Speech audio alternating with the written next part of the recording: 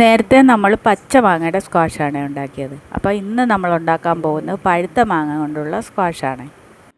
അപ്പം അതിനായിട്ട് നമ്മൾ കുറച്ച് മാങ്ങ എടുത്തിട്ടുണ്ട്. അത് നല്ല വൃത്തിയായിട്ട് കഴുകി എടുത്ത് വെള്ളം വാർന്ന് വെച്ചിട്ടുണ്ട്. അതിനുശേഷം നമ്മളത് മാങ്ങയുടെ തൊലി ചെത്തിക്കളഞ്ഞ് എടുക്കണം. നേരത്തെ നമ്മൾ നല്ല വൃത്തിയായിട്ട് കഴുകി വെച്ചതായതുകൊണ്ട് തൊലി ചെത്തി കളഞ്ഞതിന് ശേഷം വീണ്ടും കഴുകേണ്ട ആവശ്യമില്ലേ. വീണ്ടും കഴുകിയാൽ അതിൻ്റെ ന്യൂട്രിയൻസൊക്കെ നഷ്ടപ്പെടും. അല്ലെങ്കിലും നമ്മൾ റോയായിട്ട് പഴുത്ത മാങ്ങ കഴിക്കുന്നതിനാണ് നല്ലത്. കാരണം ജ്യൂസാക്കുമ്പോൾ അതിൻ്റെ ഫൈബറെല്ലാം പോകും. അപ്പോൾ ആ എടുത്ത മാങ്ങ നമ്മൾ കഷ്ണങ്ങളാക്കി മുറിച്ച് വെച്ചിട്ടുണ്ട്.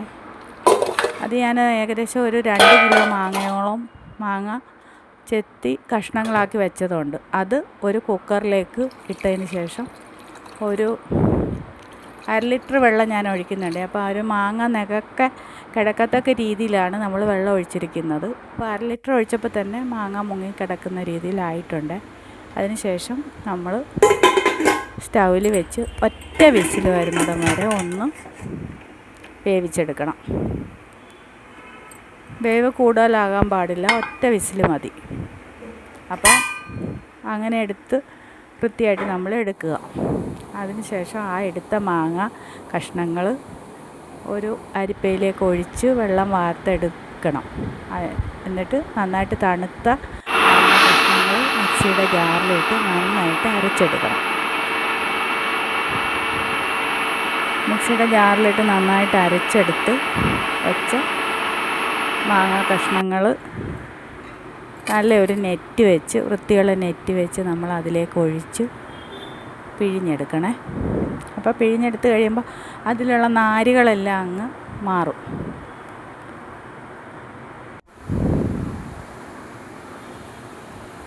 നെറ്റ് വെച്ച് ഇങ്ങനെ പിഴിഞ്ഞെടുത്ത് വെച്ച ജ്യൂസാണ് ഇത്.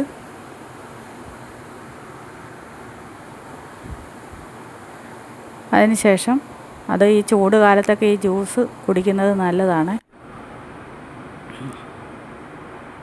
ഇതുപോലെ അതിൻ്റെ നാരുകൾ മാത്രമേ ബാക്കി കാണത്തുള്ളൂ. ശരിക്കും ഇതാണ് ഫൈബർ. ഇത് വയറിന് നല്ലതാണ്. അതാണ് ഫുള്ള് മാങ്ങയായിട്ട് കഴിക്കണമെന്ന് പറയുന്നത്. അത് നമ്മൾ നെറ്റ് കൊണ്ട് അരിച്ചെടുത്തതിന് ശേഷം ഞാനൊരു 1.5 കിലോ പഞ്ചസാര എടുത്തിട്ടുണ്ട്.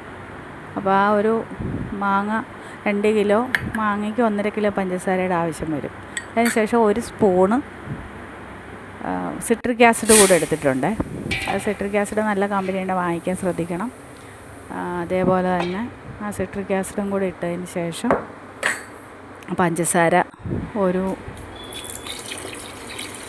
1 ലിറ്റർ വെള്ളം കൂടെ പഞ്ചസാരയിലേക്ക് ഒഴിച്ചതിന് ശേഷം നന്നായിട്ട് അത് തിളപ്പിച്ചെടുക്കണേ.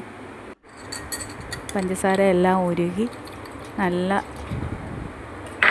നന്നായിട്ട് വെട്ടി തിളച്ച് വന്ന് കഴിയുമ്പോൾ നമ്മൾ റെഡിയാക്കി വെച്ചിരിക്കുന്ന ആ മാങ്ങയുടെ ജ്യൂസ് ഒഴിക്കാനായിട്ട്. അപ്പം നന്നായിട്ട് തവി കൊണ്ട് ഇളക്കി കൊടുക്കണം, അല്ലെങ്കിൽ അടിയിൽ പിടിക്കാൻ സാധ്യതയുണ്ട്. പഞ്ചസാര അടിയിൽ പിടിക്കാതെ നന്നായിട്ട് ഇളക്കി കൊടുത്ത് അത് നല്ല തിളച്ച് വന്ന് കഴിയുമ്പോൾ നന്നായിട്ട് തിളയ്ക്കണം. നന്നായിട്ട് തിളച്ച് വന്ന് കഴിഞ്ഞിട്ട് വേണം നമ്മൾ ജ്യൂസ് ചേർക്കാനായിട്ട്. ഇതിപ്പോൾ നന്നായിട്ട് തിളച്ച് വന്നിട്ടുണ്ട്.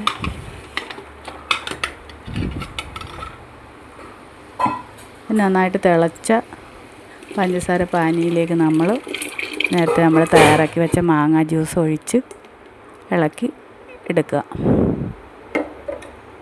അതും അതുപോലെ തന്നെ ഇടയ്ക്കിടെ ഇളക്കി കൊടുത്തുകൊണ്ടിരിക്കണം.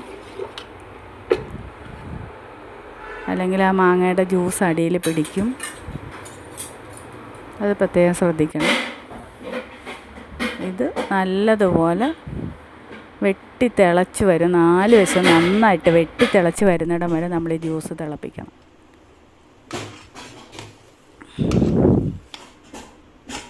യാതൊരു കെമിക്കലും ചേരാതെ നല്ല ടേസ്റ്റി ആയിട്ടുള്ള ഒരു ജ്യൂസാണ്. ഇപ്പം മാങ്ങയുടെ സീസണല്ലോ, ഒരുപാട് മാങ്ങ കിട്ടുന്നതുകൊണ്ട് നമുക്ക് ഇതേപോലെ ഉണ്ടാക്കി വെച്ചേക്കാമെന്നുണ്ടെങ്കിൽ നമുക്ക് മാങ്ങ ഇല്ലാത്ത കാലത്തും നമുക്ക് ഇത് മാങ്ങ ജ്യൂസ് ഉപയോഗിക്കാൻ പറ്റും. ഇത് നമ്മൾ പൾപ്പാക്കി, മാങ്ങ കൂടുതലുള്ള സമയത്ത് പൾപ്പാക്കി ഫ്രീസറിൽ സൂക്ഷിച്ചതിന് ശേഷം വേണമെങ്കിൽ നമുക്ക് ആവശ്യത്തിനെടുത്ത് ഇതുപോലെ കുക്കറിൽ വേവിച്ചിട്ട് മാങ്ങ സ്ക്വാഷ് ഉണ്ടാക്കി വെക്കാവേ. നമ്മുടെ മാങ്ങ ജ്യൂസ് റെഡി ആയിട്ടുണ്ട്. നല്ല ടേസ്റ്റിയാണ്. എല്ലാവരും ഉണ്ടാക്കി നോക്കണം.